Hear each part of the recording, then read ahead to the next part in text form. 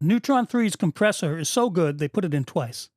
Actually, knowing that many people like to chain compressors for greater flexibility and to achieve stronger processing without artifacts, Isotope wanted to make sure that Neutron could handle this without the need to add other effects, so they provided dual compressor slots. Let's take a look at the compressor and see what it has on tap. Neutron's compressor, like all the main modules, can be operated as a single-band processor or as a 2 or 3-band multiband compressor. I'll start by enabling just a single band and go over the basic controls. Of course, you have all the standard compressor settings. As with all the modules, these are found in a floating control panel. Here that includes ratio, which extends from 1:1 all the way up to 30:1, attack, release, and makeup gain, along with a small gain reduction meter and a mix slider for parallel processing, sometimes referred to as New York compression. I won't spend time explaining in detail what all these do.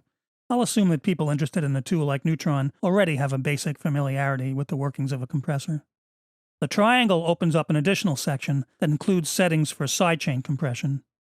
Remember, all compressors utilize an internal sidechain signal, split from the main signal, for threshold detection. Here you can set the compression to be controlled by any compressor band of the current track or of another track. The other track would be bussed and selected using the DAW's sidechain feature.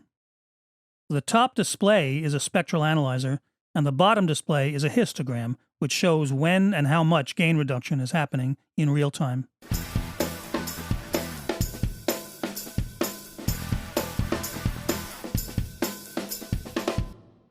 Threshold is implemented as a movable line above the histogram display that can be dragged to set the value, using the waveform peaks as a guide.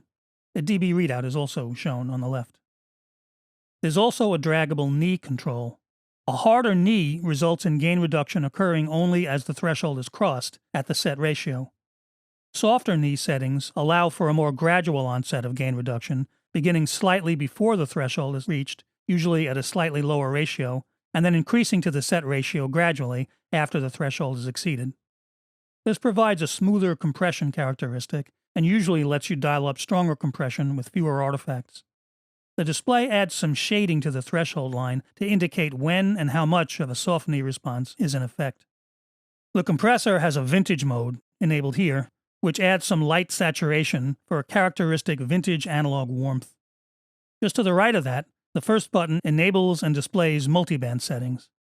The second allows for making filter settings for high and low pass filters in the sidechain path.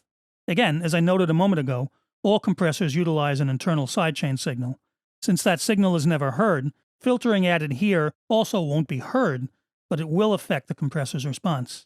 For example, low frequencies can trigger compression too aggressively, so filtering out some of the low end can sometimes provide a smoother compression characteristic. You can bypass or solo just the sidechain signal so you can hear how the filtering is changing the signal that will determine the compressor's response.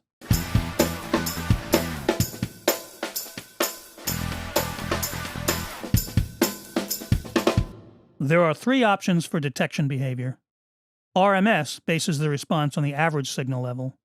Peak, of course, bases it on peak levels, making the compressor a bit more aggressive with transient material. And Troop uses a more accurate standard for detection. The auto gain switch tells the compressor to automatically apply the correct amount of makeup gain based on the amount of gain reduction to try and maintain the same overall level for the compressed and bypassed signals. This one actually works quite well, though I still usually set makeup gain by hand. The auto release button causes the release time to vary following the changing input signal. This mimics the behavior of many classic so-called program-dependent analog compressor circuits. A well-implemented auto-release can make for a much smoother compression response. This switch is grayed out in vintage mode. It's always in effect there, as with most vintage compressor hardware.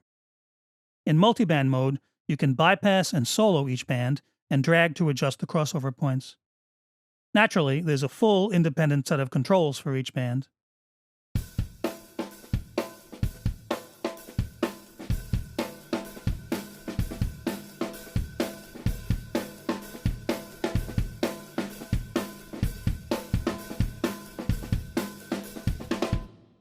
Finally, in addition to the makeup gain sliders for each band, you have a global makeup gain control up top for convenience when working in multiband mode. Between the vintage and regular modes, and single band and multiband operation, not to mention its full set of controls, Neutron's compressor has all the bases covered.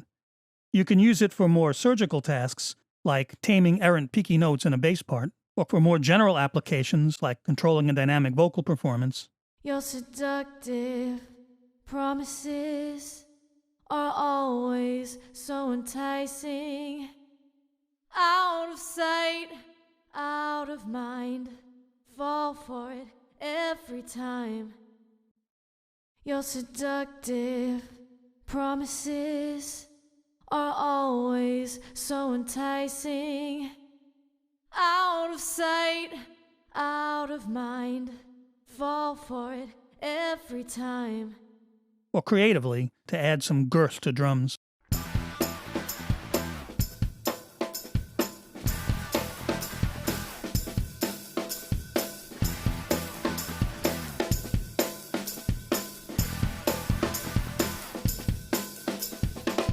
And since there are always two of them available, you can divide up the work.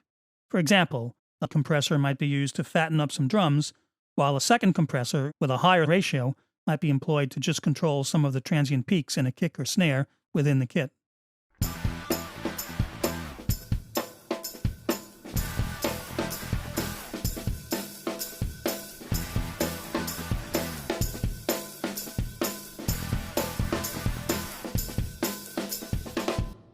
Or you could simply apply a couple of subtle compressors back to back. This is also a popular approach for achieving greater control while avoiding overcompression.